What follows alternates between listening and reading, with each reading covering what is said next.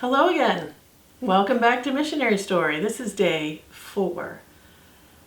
Now, do you remember what Lucy found out last time? Yeah, she had gone to the prison, but her father wasn't there. He had been let out early because he had good behavior there at the prison. Well, that was good news, but not to Lucy.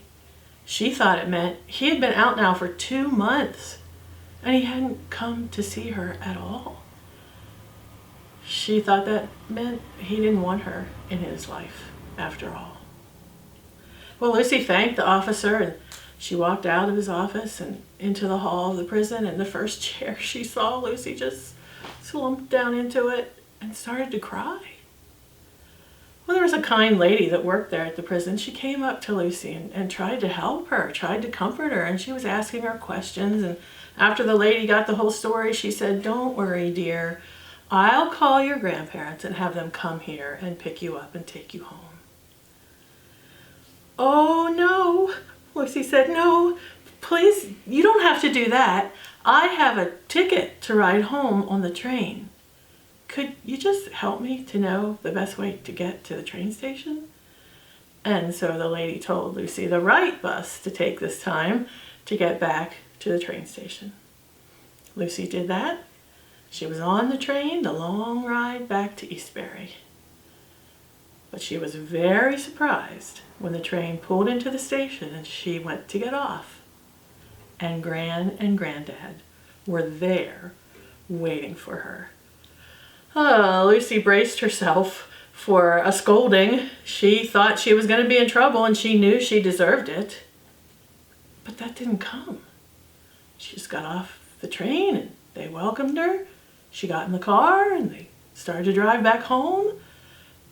Really, nobody hardly talked at all. If they said anything, it was just about stuff that didn't matter, like the weather or whatever. And Lucy kept thinking, I wish somebody would say something about what I've done, even if I am getting in trouble.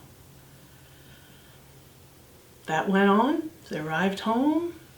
They had their dinner together. Lucy was relieved when she heard Don's bicycle bell outside. She went out to talk with him. When Don saw her, he said to her, "Whatever happened? I went to put the pillow and the blanket in the barn, and then I heard that someone had seen you at the train station with your grandparents and you were home. Didn't you go, Lucy?" "I went," she explained to Don. "But Don, it didn't work out. It was all for nothing."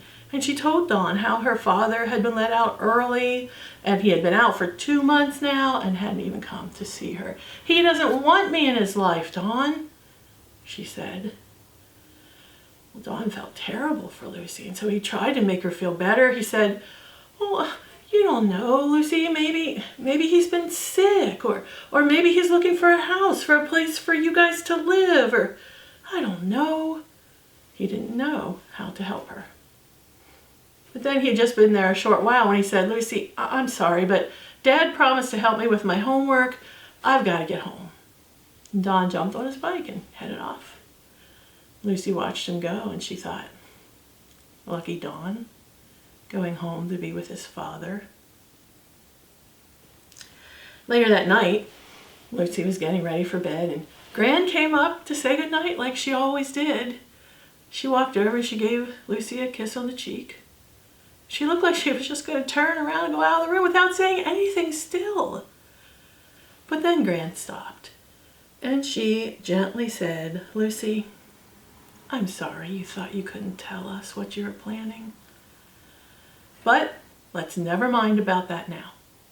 Your granddad and I have talked, and we want you to know, if your father ever should show up, we won't keep you from seeing him. And I guess, Lucy, it would be your choice as to who you live with." And then right before Gran walked out of the door, she turned around and she said a little bit more sternly, "I just pray that you'll make the right choice." Whew, and she walked out. Wow, that was tough for Lucy to hear. Well, Monday came and Lucy wanted to keep her promise to Mr. Smith.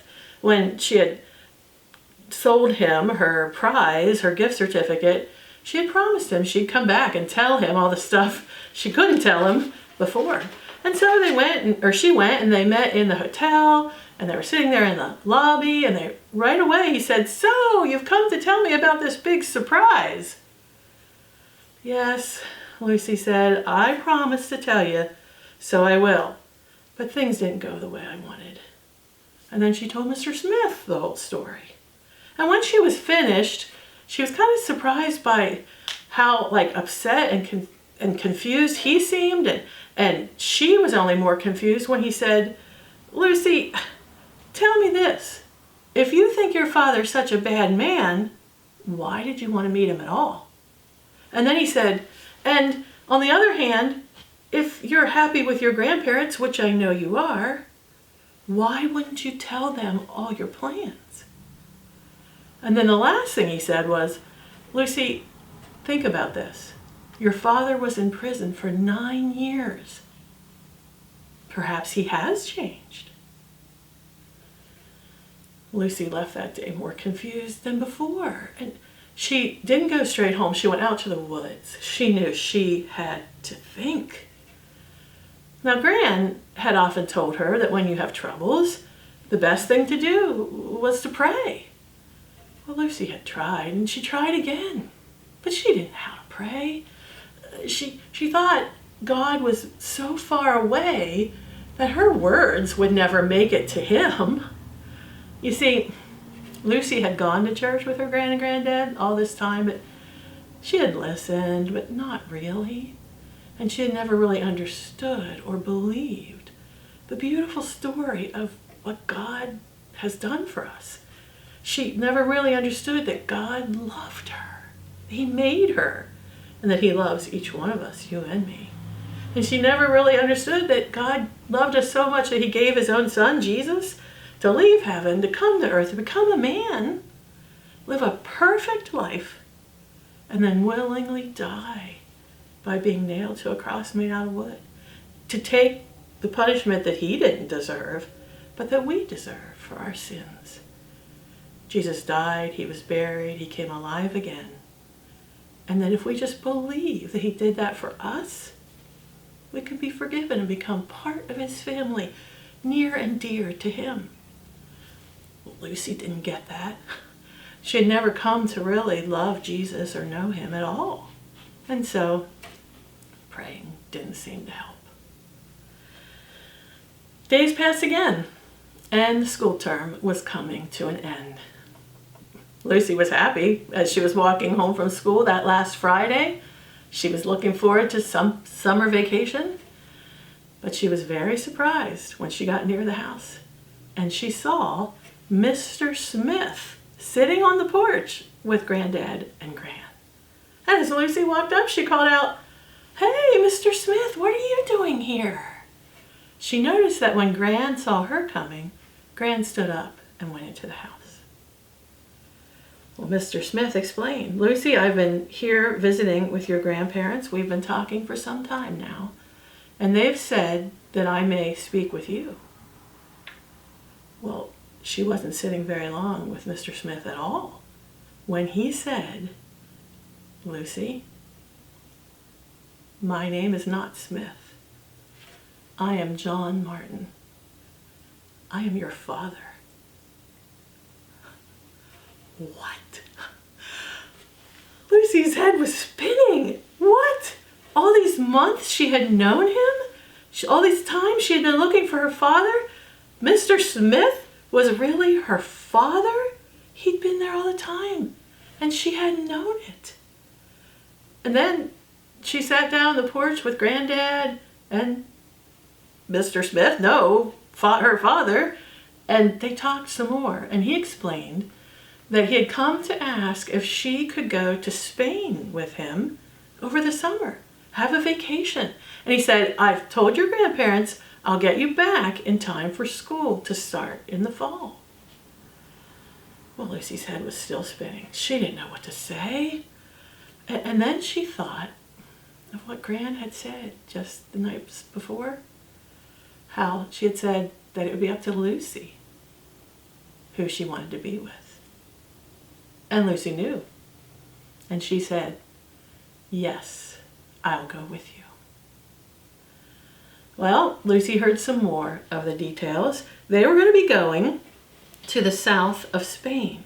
It was going to be a fantastic vacation. She was going to get to swim in the Mediterranean Sea, and they were going to sightsee all around. But the best thing, the thing that her father was looking forward to most, was that she was going to get to meet the family that they had lived with when she was born.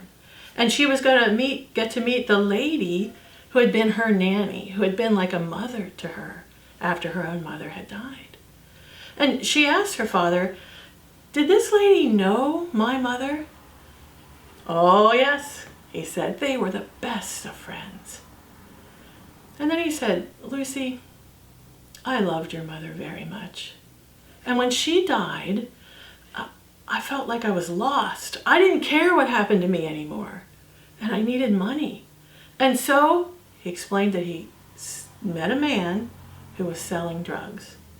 And he started to sell drugs. And then the man sent him back to England to meet another man who was selling drugs. And in the process of making that drug deal, he had been arrested. And he said, "Lucy, I just had enough time to make arrangements and get you to your grandparents before they put me in prison." Then he explained also, he said, "Lucy, 9 years is a long time. In prison, I spent that time writing, but I also spent that time thinking. And Lucy, I want you to know, I'm sorry. I'm sorry that I missed being with you when you were growing up." Lucy had been listening to every word her father was saying, and she especially listened when he said he was sorry. And then she said, "And Dad, were you kind of sorry, well, because of God?" "God, Lucy?" her father said. "Now, you may believe in God if you'd like, but God's never done anything for me. No, I was sorry because I missed being with you. And I was sorry for the people that got hurt because I was selling drugs. But sorry because of God? Nah." Ooh. Lucy's met her father. She's going to get to meet the people who took care of her. But her father doesn't believe in God at all. Do you think that's going to change? We will find out next time. See you then.